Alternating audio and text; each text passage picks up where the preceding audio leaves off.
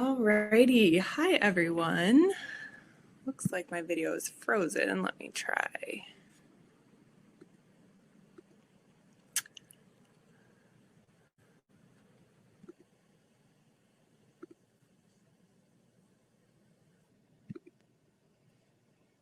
Alrighty, just drop me a message if you can hear me talking.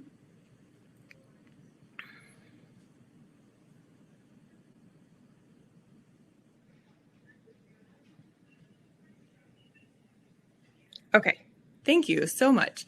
On my end, it looks like I'm frozen, but I am glad that you guys can see me and hear me. We'll just wait for a couple minutes for other people to join. And while we're waiting, just wanted to sort of orient you to this if you haven't been to one of our webinars before. So if you're on a computer, on the right-hand side of the screen will be your chat box, so where you can chat, put messages, put questions. Feel free to ask any questions, and we'll do our best to answer all of them. If it's more of a specific question, we might get back to you personally versus as a group. And then if you're on your phone, the chat box should be on the bottom of your screen, and that's where you can find that.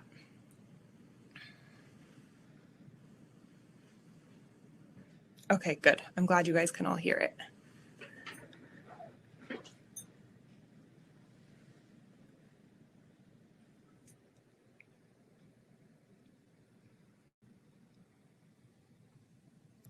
We'll just give people a couple more minutes to hop on.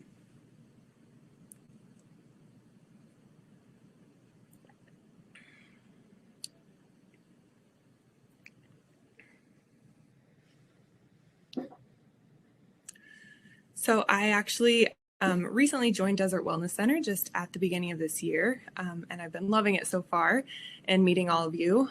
So I look forward to meeting more of you if I haven't already. But I actually grew up in Boulder, Colorado, and was there till college.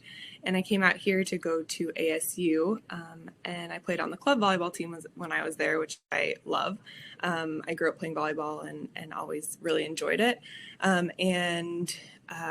After that, I loved Arizona so much because I hate the cold, so love it here, and decided to stay.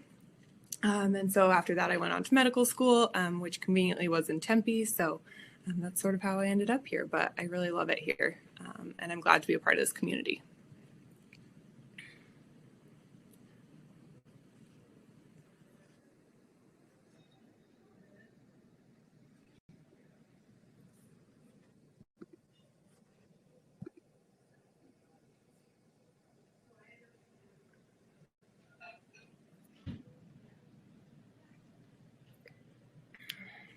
All right, let's see. We have a good number of people here. We'll wait just maybe 1 or 2 more minutes and then get started.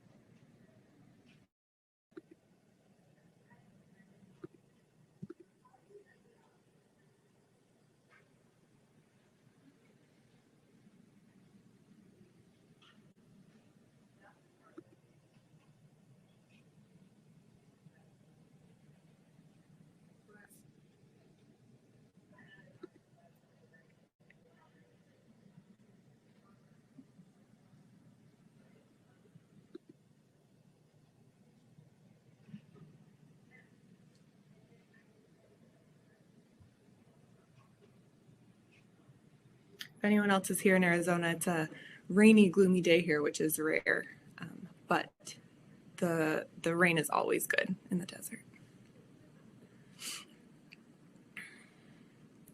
Okay, so if you just recently hopped on, just a reminder, if you're on your computer, the chat bar is going to be on the right-hand side.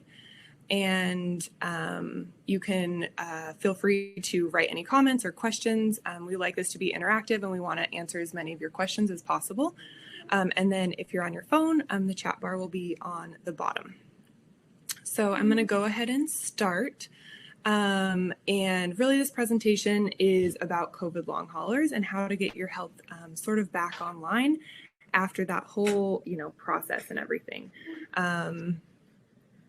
Let's go ahead and get started. So I gave you guys a brief introduction, but my name is Dr. Berlin Wright. Like I said, I recently joined Desert Wellness Center, and I'm a licensed naturopathic doctor in the state of Arizona. I graduated from Southwest College of Naturopathic Medicine, which is in Tempe, Arizona, and I completed a 2-year family practice residency after that.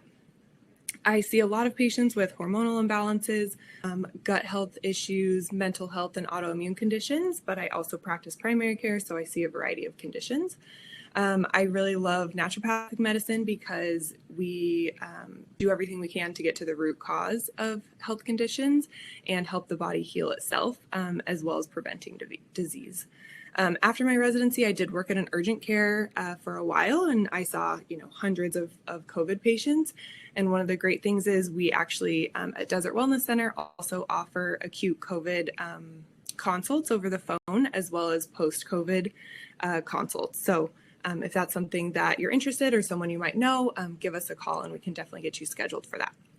I really love naturopathic medicine because I just love patients to, feel and look their best and improve their health.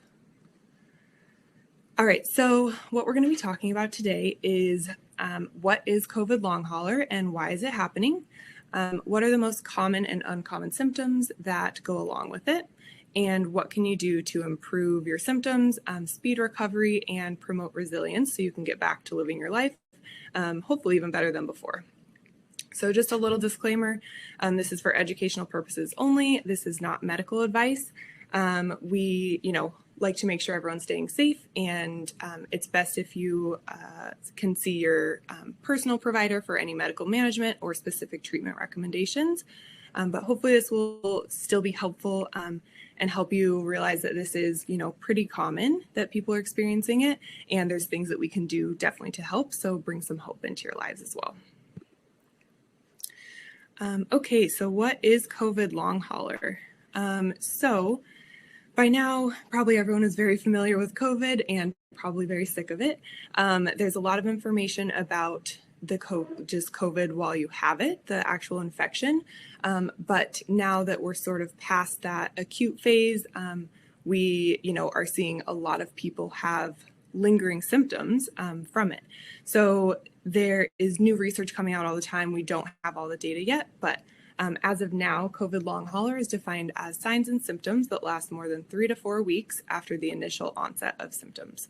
Most people do recover from COVID in about 7 to 14 days, but for some, and we're seeing more common, more and more common, that symptoms can actually linger for several weeks, up to even months. Some people even have symptoms, going on after a year of the infection. Post-COVID brain has been referred to as a chemical TBI, which is traumatic brain injury. And so with all the brain inflammation and stuff that can happen, that can take up to a year to fully recover from as well. Recovering from the actual virus, the COVID infection, is only half the battle for some people. And so we really want to address, the long-term effects or symptoms that can come out of it too. All right. Alrighty, so how common is COVID long haulers or long COVID? So there's, like I said, there's new research emerging all the time, and there's not a lot of great data yet, but it's seeming to be pretty common. And it depends on, a lot of different things, including sort of the time of infection, what organ systems in your body were affected with it, your previous medical history, other health conditions, vaccination status, what variant of the virus you got, the region. All of these things can play a role in if you're going to develop symptoms long term. But research is finding that it ranges anywhere from 25 to 50, which is a big range, but also a big percentage of people that are experiencing some form of lingering symptoms. And it does seem to be more common in hospitalized individuals or people with more severe symptoms, but it can definitely happen to anyone. I was looking into some research and, I saw a couple studies that said even people who are asymptomatic during the infection, for the most part, can have some lingering symptoms.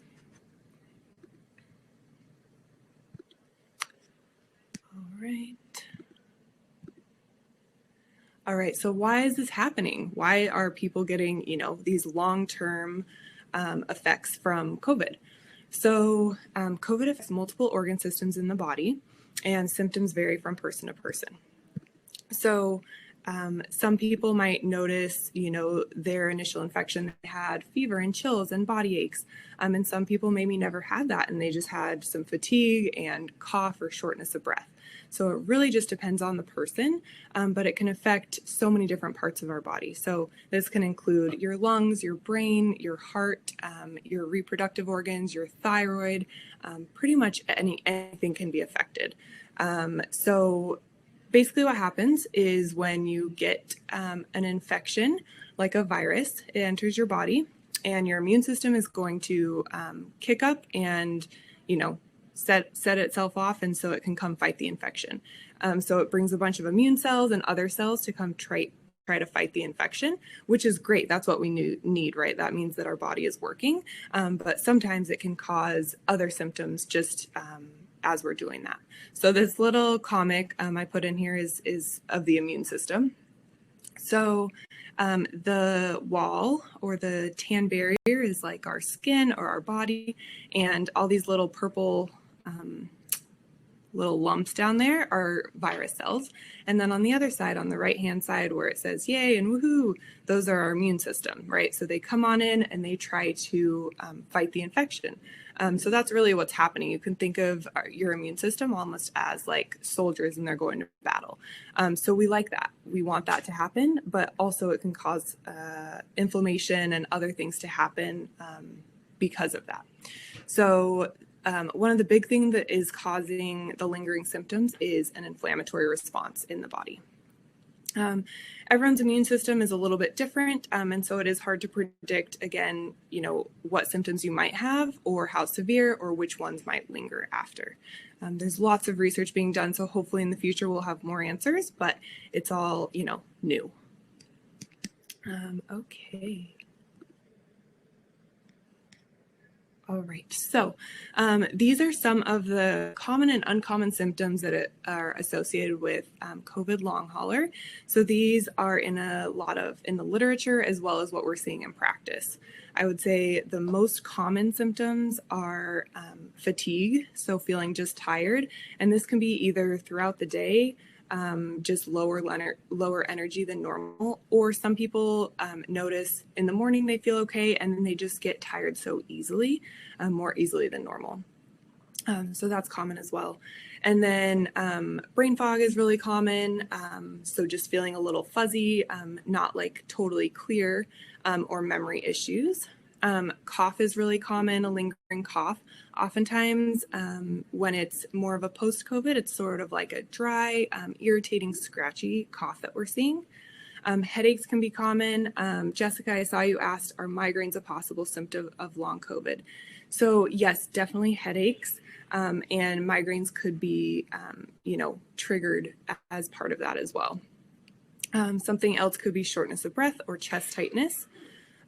Muscle and joint pain in, all over the body or specific areas, mood changes, so like anxiety and depression and irritability or just feeling off, different than your normal self. And then hair loss is a big one actually that we've been seeing as well. This doesn't usually happen right after, maybe like a month or two later it'll happen. And it's been really bothersome for a lot of people. And so this has been pretty common as well. A couple other symptoms that maybe are less common, but definitely we still have been seeing is menstrual irregularities. So like heavy menses or irregular or maybe more clotting. Sleep problems, so just not being able to fall asleep or stay asleep, or maybe just not restful sleep. Lots of taste and smell. And so these were really common, I think, with earlier variants of the virus, but it's definitely still happening. And some people, aren't able to get their taste back for a few months. And so that can be a big problem as well. Dizziness we've seen, or lightheadedness, not being able to sort of regulate blood pressure and normal functions of the body. Rashes have occurred that we've seen, dry or red eyes, runny nose and congestion, digestive issues as well, nausea, vomiting, heartburn, maybe diarrhea, just feeling off. So this is just some of them. Really, like I said, since it's still emerging research and we're in the middle of it, there's more symptoms coming up every day that could definitely be related to it. Let me stop and just check the questions because I know there were a couple. So vision changes, I haven't seen that, but definitely possible. I would definitely say if you're having, symptoms like that, it would be good to get checked just to make sure. Exercise intolerance, definitely. So, maybe not having the stamina that you used to, or getting fatigued and tired more easily. Erratic heart rate. There have been some changes in heart rate that has been seen with COVID. So that is definitely possible. And then let's see, falling. There could be a lot of specific things or certain things that could be happening with falling. But COVID, like I said, has been affecting so many different areas of people and causing so many different symptoms that it's hard to rule out anything from that. Alrighty. I also will say it seems to be that COVID is trying to affect people's weak parts. And so, for example, if someone has a history of pneumonia or asthma or something like that, they might have more lingering lung or chest type of symptoms. Or if someone, say, has a history of rashes or something like that, they might have more of a lingering rash that shows up after COVID, something like that. So that's sort of how it seems to be working. And I think they're still doing research on maybe why or more information about it. So how else does it affect the body? So COVID has a way of resurfacing sort of underlying conditions to come back out into the body or even triggering new conditions. So we see this a lot with chronic infections, like if you've had Lyme disease in the past or mono, EBV, stuff like that. If you had that in the past and dealt with it and, you were doing pretty well, but now all of a sudden you had COVID and these symptoms that you used to have seem to come back, or maybe it's just taking a long time to get better, it's possible that it sort of re-triggered that response in your body, and it might need to be addressed again. Hormone imbalances are huge. So we've seen this a ton with COVID and sort of lingering effects from it. So, this can include thyroid changes, as well as more of like the estrogen, testosterone, progesterone, even cortisol.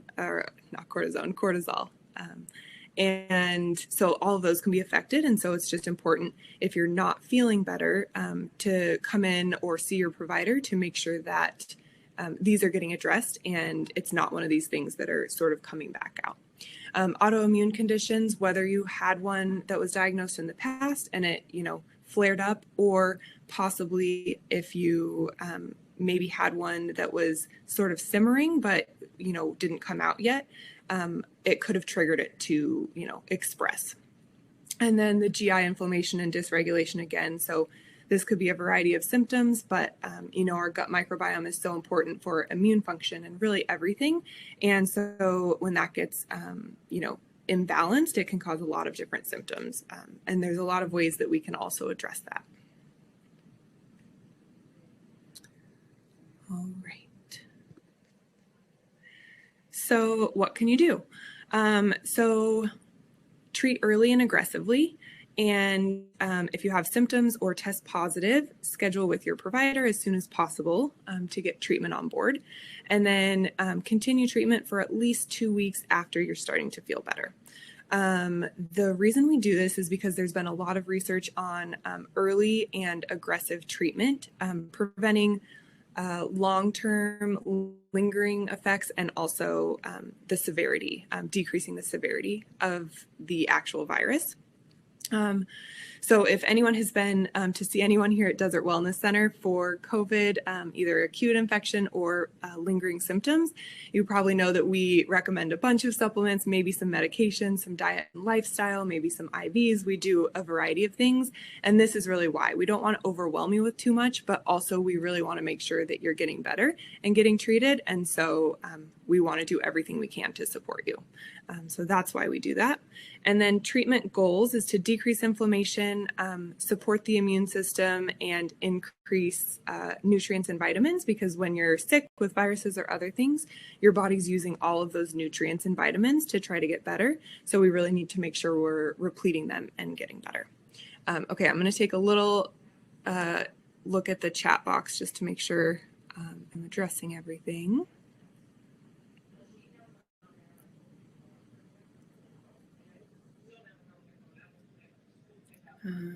Yes, Christina, lots of digestive issues, nausea, decreased appetite. Yeah, can be really frustrating. Sue, I will talk about some blood work at the end as well.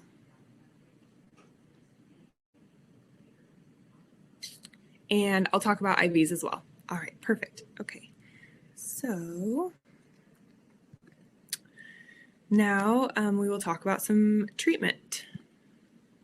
So, like I said, the main things we're trying to do is decrease inflammation and support your immune system in healing itself.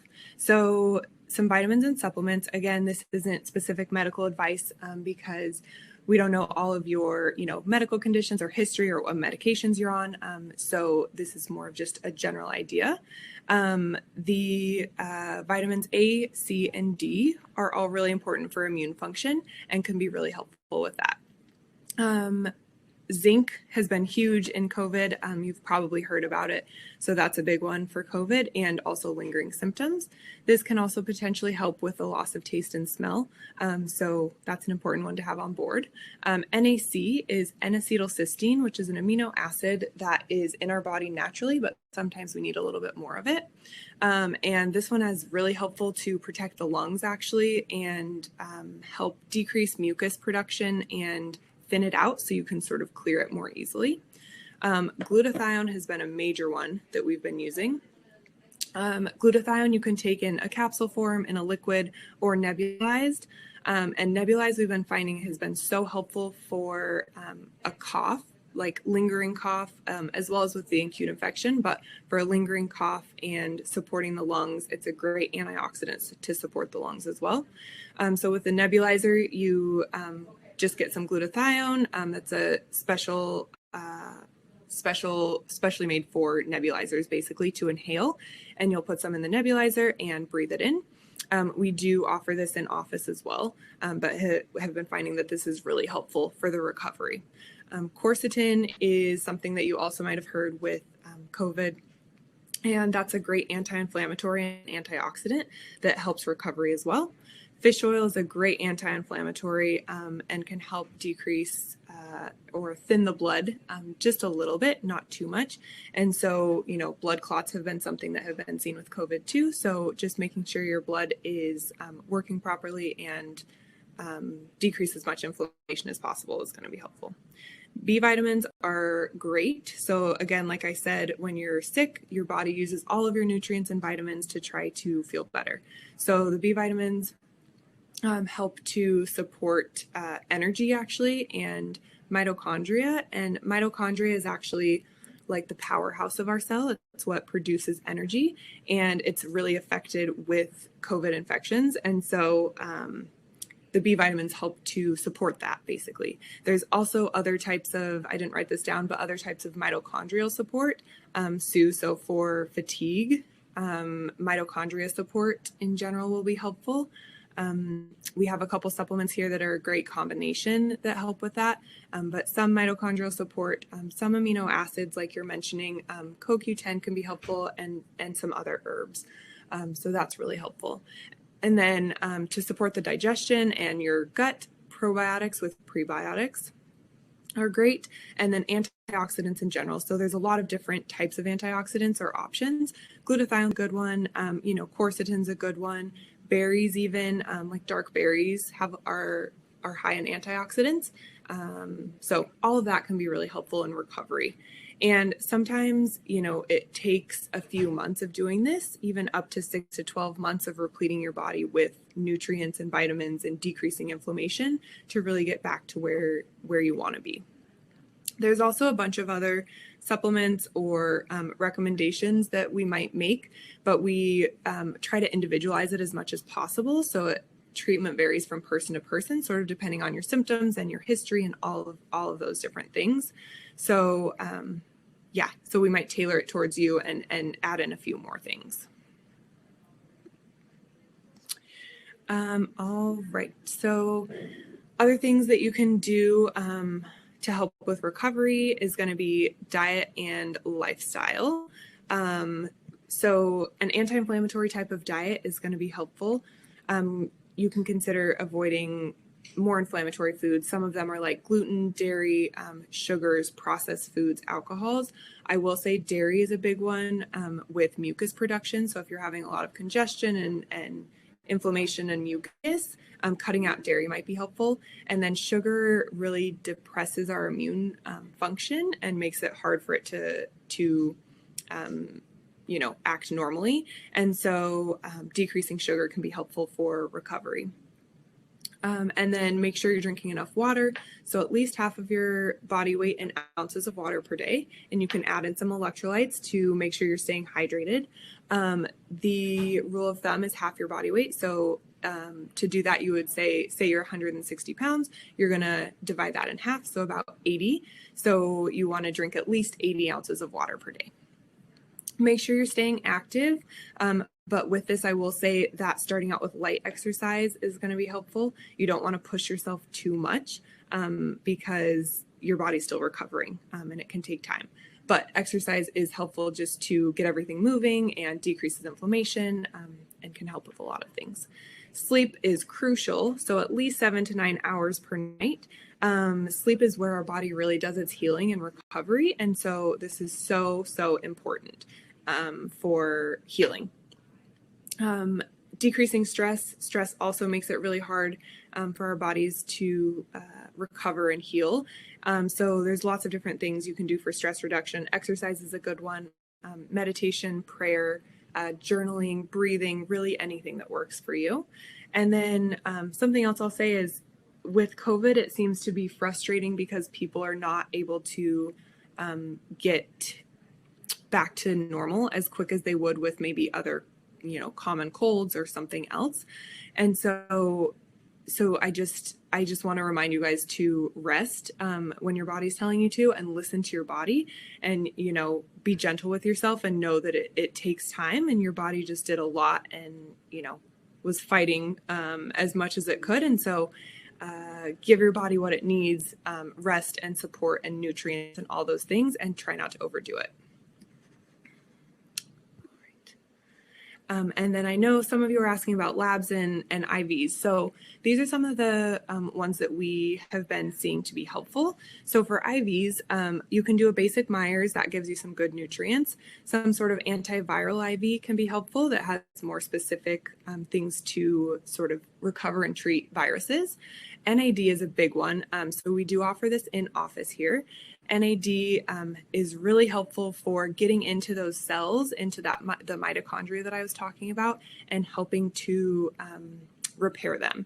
And so this has been really helpful with fatigue is a big one, and brain fog, any type of brain stuff going on, and some with the chest tightness as well. So we do recommend that one pretty frequently. And then glutathione Like I said, you can do it nebulized and breathe it in, but you can also do it in IV form. And that's a great antioxidant, decreases inflammation, supports healing. So that has so many benefits as well.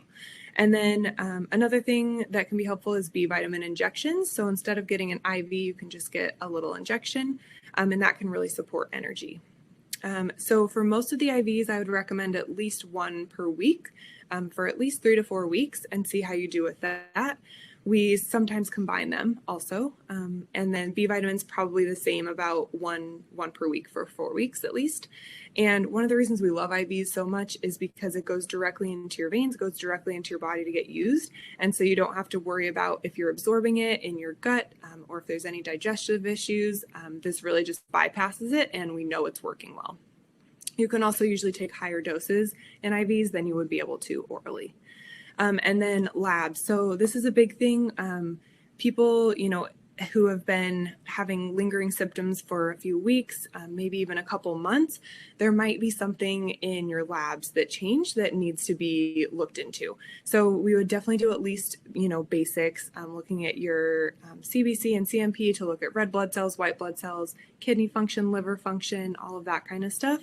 And then autoimmune markers. So if you're having any, weird symptoms come up, or if you have a history of autoimmune, we might want to check and see where those are at, because they might have shifted because of the virus.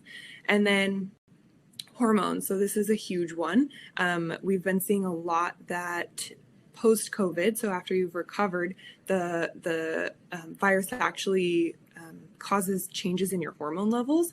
And so if you were previously on, say, a thyroid medication, you might actually need to adjust the dose after having COVID. And whether that's temporary or long-term, it's still hard to say at this point. But that definitely can contribute to some of the lingering symptoms as well if your hormones are not optimized. So definitely checking thyroid, cortisol, reproductive hormones, which is like testosterone, progesterone, estrogen, all of those can be really, really helpful in optimizing your body and helping promote healing.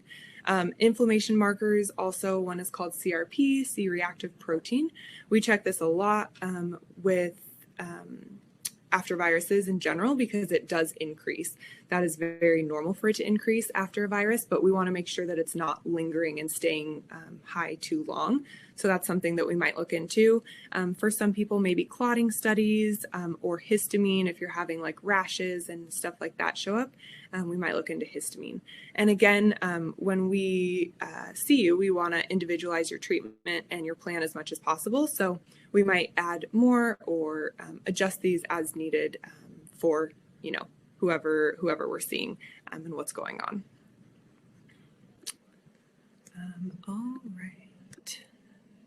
All right, so that's what I have for you guys today. What questions do you have? I will look through the chat again and see if there's anything I haven't answered. But if you have any more questions, feel free to drop them in the chat, and we'll talk about those as well. And then this is just our information here at Desert Wellness Center. We have our phone number if you have questions, or if you would like more information, or for scheduling, you can give us a call. And then we also have our email right there for you. And then let me take a look at some of these questions. Okay.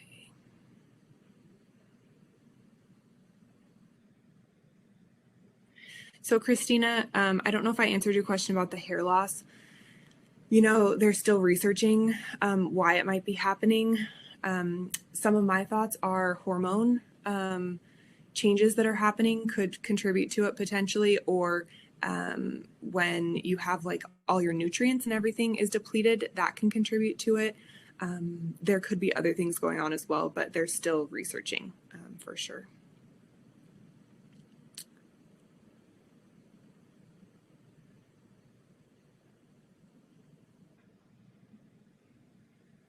Colloidal silver.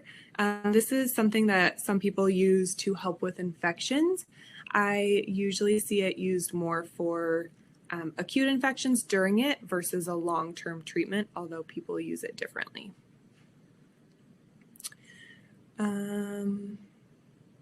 So electrolytes.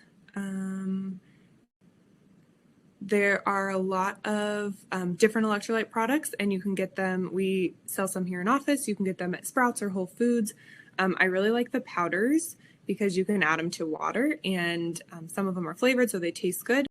But we really like to stay away from any of the products that have a lot of sugar in them. So Gatorades and stuff like that, even though they do have electrolytes, they also can have a lot of sugar, and so that's why I like the little packets better.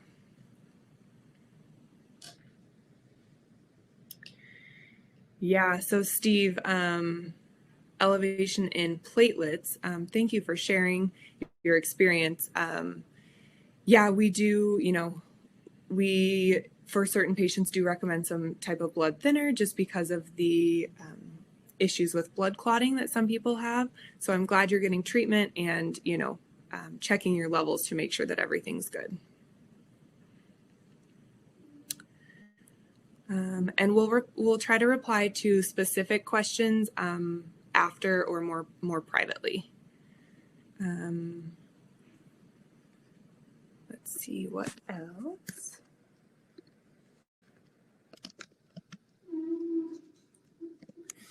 Yes, so CMP is a comprehensive metabolic panel, and this is, and so is a CBC, complete blood count is what those are. Sorry for the abbreviation. Sometimes I get so used to it that I forget. And those are blood tests that you can have done. And the CBC looks at your red blood cells, your white blood cells, sort of the breakdown of all those to make sure there's no, types of anemia or infection going on. And then a CMP, that's the one that checks in on your blood sugar levels, your kidney, your liver function, and your electrolytes. So those are just some good basic screening to make sure that is all in line. The NAD would definitely be helpful for inflammation. A lot of the symptoms that we're experiencing are caused by increases in inflammation. And so anything we can do to decrease that will help with decreasing inflammation and then because of that, decrease the symptoms. Liquid IV brand for electrolytes. All right.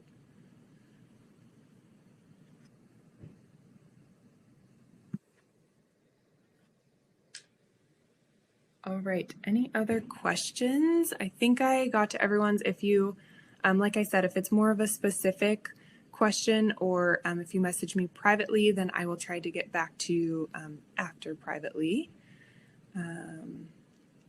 I hope that this was helpful, and I just really want, everyone to know that it's common. It's very common to have lingering symptoms after COVID, and there's definitely some things we can do to help with treatment and recovery and resilience and get you feeling back to your normal self and, maybe even better. And so hopefully this, gives you some information and some hope. And if you have any other questions or, anyone that has either, acute COVID or lingering symptoms or anything like that, definitely reach out. We do see that over the phone here in office. And so we have options and we have treatment that's been successful. So we just really want to support you guys and do everything we can to help. So like I said, give us a call if you need anything.